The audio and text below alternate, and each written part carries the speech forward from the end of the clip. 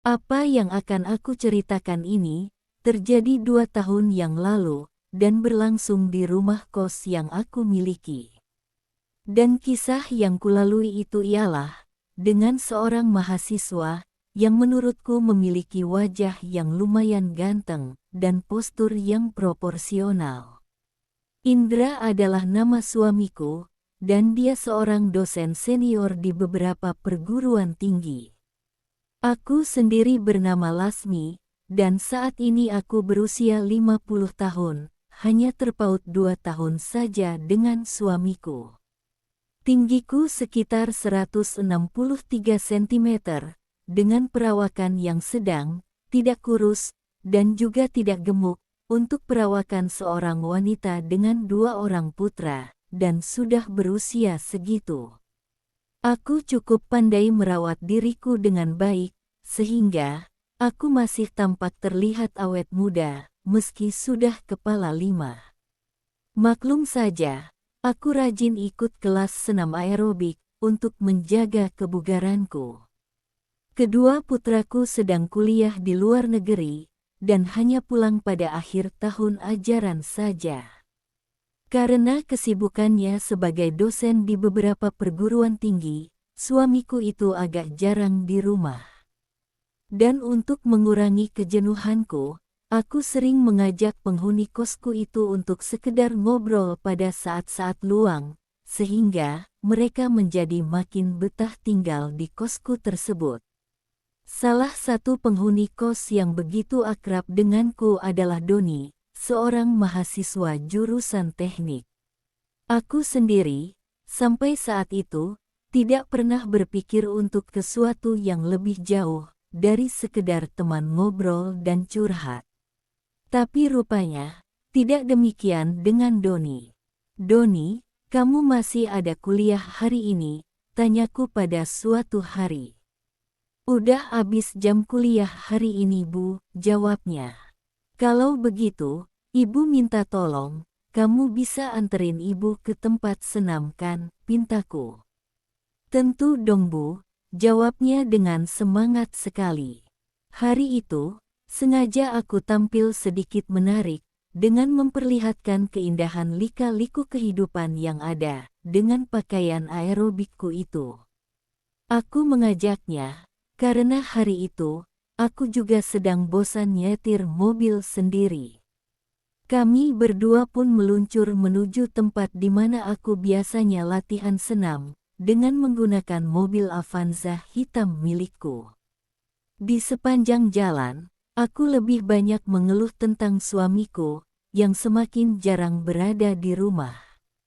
"Don, kamu tahu gak, Om Indra itu egois dan gila kerja banget, padahal gajinya sudah lebih dari cukup, tapi ia terus saja menerima setiap ditawari jadi dosen di mana-mana." Keluhku membuka obrolan dengan Doni. "Yah, sabar saja, Bu. Itu semua kan demi Ibu, dan putra-putra Ibu juga," sahut Doni mencoba menghiburku. "Ah, Doni, kalau orang sudah berumah tangga itu, kebutuhannya bukan cuma materi saja, tapi juga kebutuhan batin juga, dan ini yang sangat kurang terpenuhi untuk Ibu akhir-akhir ini," lanjutku, berusaha memancingnya ke arah yang lebih mengarah. "Biarpun begini, Ibu juga kan seorang wanita yang masih butuh kehadiran seorang laki-laki, yang mampu memberikan kebutuhan Ibu, dan sayangnya, suami Ibu kurang peduli dengan kebutuhan Ibu yang satu itu," jelasku menerangkan, seraya tanganku bergerak dengan lembut. Doni menoleh sejenak, dan menatapku dengan tersenyum. Aku terus menggerak-gerakkan tanganku di bagian tersebut itu. Di sepanjang perjalanan, Doni tidak berani bereaksi apa-apa. Mungkin dia merasa takut kalau membuatku tersinggung atau disangka kurang sopan. Singkat cerita, aku keluar dari kelas latihan senam sekitar jam 4 sore. Saat itu, rasanya aku jadi berasa semakin segar dan bersemangat, dan tentunya, kulitku yang lembab karena keringat, membuatku tampak lebih mempesona di mata Doni. Don, waktu latihan tadi punggung tante agak pegal, kamu bisa tolong urutin buat sembuhin, ucapku sambil menutup pintu mobil. Iya Bu, saya usahakan ya, soalnya saya sedikit-sedikit bisa sih sembuhin orang pegal, sahutnya sambil mengangguk. Dan saat itu, benakku mulai nekat dan mencoba memberikan suatu sinyal pada Doni bahwa aku membutuhkan yang lebih jauh lagi, lebih dari sekadar teman ngobrol dan curhat seperti yang selama ini kami berdua jalani. Terus terang, ini adalah suatu pengalaman baru bagiku, dan aku tidak tahu bagaimana harus menyikapinya. Tetapi, karena aku sedang sangat membutuhkan kebutuhanku itu, makanya aku berani senekat itu, memberikan sebuah peluang untuk Doni. Sepanjang jalan menuju arah pulang, kami berdua tidak banyak bicara. Kami berdua sibuk dengan pikiran dan khayalan masing-masing, tentang apa yang mungkin saja akan terjadi nanti, setelah sampai di rumahku. Setelah sampai di rumah, aku pun langsung mengajak Doni menuju ke dalam ruanganku. Setelah kami berdua sudah berada di ruangan itu, pintu ruangan langsung aku kunci, kemudian aku langsung pergi mandi.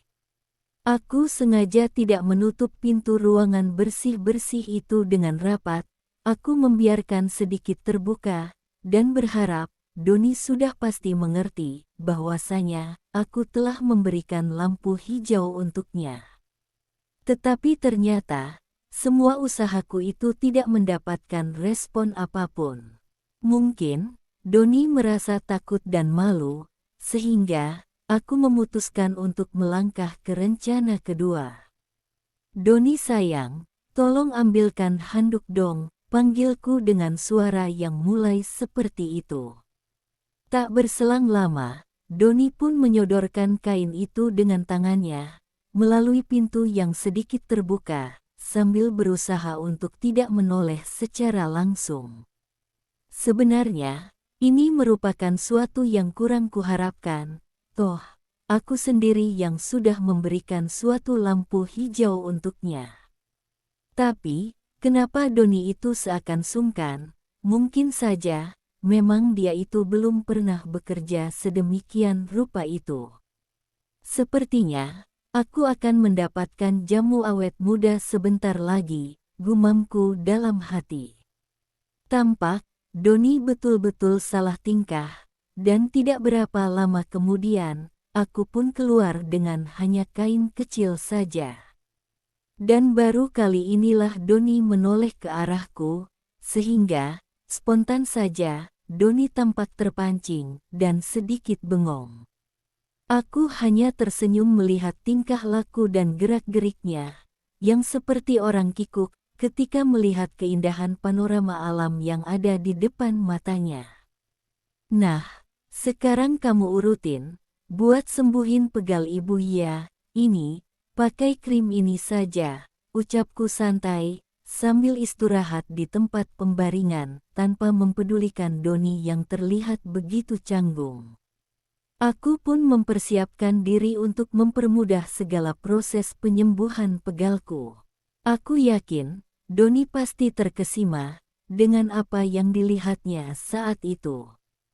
Aku mulai merasakan, kalau Doni mulai menuangkan krim tersebut, dan mulai mengurut belakangku.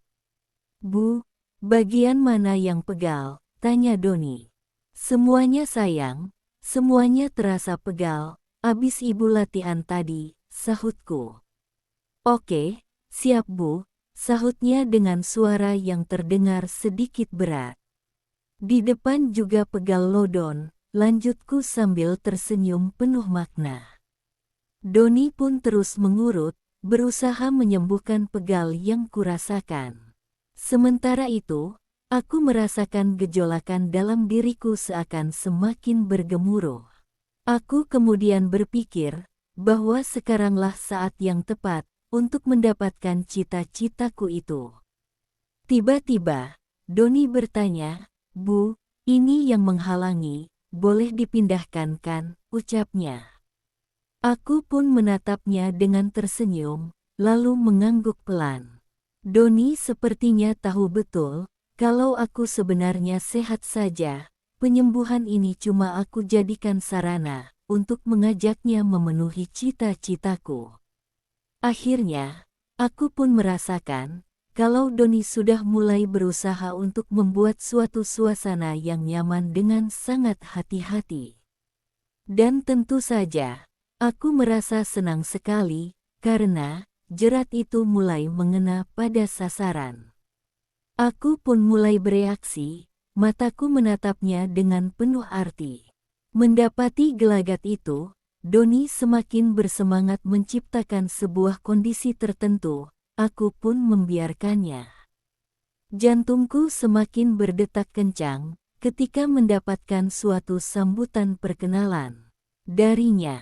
Aku pun berusaha memberinya kemudahan agar ia bisa leluasa bekerja, yang memang pekerjaan yang sangat kubutuhkan saat itu. Inilah pertama kalinya aku nekat bekerja dengan seorang lelaki selain dari suamiku, apalagi dengan seorang yang belum mempunyai pengalaman kerja. Ingin sekali rasanya aku segera meminta Doni untuk segera menyempurnakan pekerjaan itu. Aku memejamkan mataku dan mencoba bernafas perlahan untuk mengendalikan emosiku saat itu. Doni semakin jauh melangkah, namun ternyata dia lumayan pintar membuatku merasa bahagia dengan pekerjaannya. Bisa kurasakan jika nafasnya mulai makin berat. Tampaknya dia makin terbawa oleh kondisi suasana yang telah tercipta. "Don, kamu ngapain sayang?" ucapku berpura-pura menegur. "Ibu suka pekerjaan ini," sahutnya dengan santai. "Iya Don, ibu suka sekali pekerjaan ini sayang," sahutku dengan agak spontan. Doni segera berusaha menyingkirkan semua yang menghalangi pekerjaannya. Sesaat, kupandangi apa yang dilakukan oleh Doni ketika itu. Dan alangkah indahnya perahu yang dibawa oleh Doni, yang ternyata sangat besar, seperti kapal pesiar, gumamku kagum. Aku tidak habis pikir kok Om Indra itu bisa-bisanya sering meninggalkan dan mengabaikan keindahan panorama alam yang seperti ini, ucap Doni. "Ah, bisa saja kamu merayu Don," sahutku sambil tersenyum dengan semanis mungkin. "Bukan merayu, tapi Doni bicara apa adanya loh Bu," ucap Doni, dengan terus saja membuatku semakin lupa daratan saja. Aku pun tidak lagi menjawabnya. Aku tidak ingin nuansa yang begitu indah di saat itu menjadi berkurang karena terlalu banyak basa-basi. Dengan segera saja, aku pun berusaha untuk membuat Doni merasakan seperti apa yang aku rasakan akibat pekerjaan itu. Sehingga, pada akhirnya, Doni pun tidak bisa lagi berlama-lama seperti itu. Dengan perlahan tapi pasti, dia pun mulai memposisikan dirinya sebagai pengendali kapal untuk segera melabuhkan kapal tersebut di pelabuhan. Dan aku pun tersenyum dan mengangguk tanda menyetujuinya. Ketika semuanya telah benar-benar berlabuh, aku semakin merasa bahagia yang luar biasa, karena itu adalah suatu pekerjaan yang akhir-akhir ini sudah tidak lagi aku dapatkan. Dan entah kenapa, hanya berselang 10 menit, aku sudah mendapatkan sesuatu itu untuk yang pertama kalinya, dengan kondisi Doni yang masih jauh dalam perjalanan. Dalam keadaan seperti itu, dia bukannya memberikan waktu untuk aku istirahat, tapi malah semakin bersemangat untuk berlayar, sehingga dalam sekejap saja, aku kembali terbawa oleh arus samudera yang begitu dahsyat. Dan anehnya lagi, dalam tempo 25 menit, aku telah sampai ke dermaga kembali, untuk yang kedua kalinya. Dan lagi-lagi, Doni masih jauh dalam perjalanannya. Aku semakin kagum dengan kemampuan Doni dalam menaklukkan ombak samudra. Akhirnya, Doni meminta berganti haluan, dan aku pun menurutinya, karena aku masih ingin sampai ke dermaga tersebut sampai berkali-kali. Dan pastinya, aku juga ingin, agar secepatnya, Doni juga sampai ke dermaga tujuannya. Ini pengalaman pertama kamu berlayar ya Don, tanyaku ingin tahu. Lia Bu, sahutnya dengan tersipu malu. Tenang saja, nggak usah buru-buru, waktu kita masih panjang sayang, sahutku, dengan pandangan penuh kasih sayang. 30 menit kemudian, secara bersamaan, aku dan Doni pun mencapai tujuan masing-masing, yaitu ke sebuah dermaga yang diimpikan. Ini sungguh pengalaman dalam mengarungi samudraku yang luar biasa. Akhirnya, aku pun mulai merasakan kelelahan yang luar biasa, karena telah berkali-kali pulang pergi untuk mencapai dermaga. Tak lama kemudian, aku membuka mataku, dan tersenyum pada Doni. "Gimana sayang?" tanyaku, sambil menyeka keringat dengan handuk. Doni hanya tersenyum dengan manisnya. "Ibu nggak pernah menyangka, kalau kamu ternyata baru pertama kalinya berlayar dengan perahu itu. Oh ya, ibu senang sekali bisa dapat jamu awet muda dari kamu hari ini," ucapku.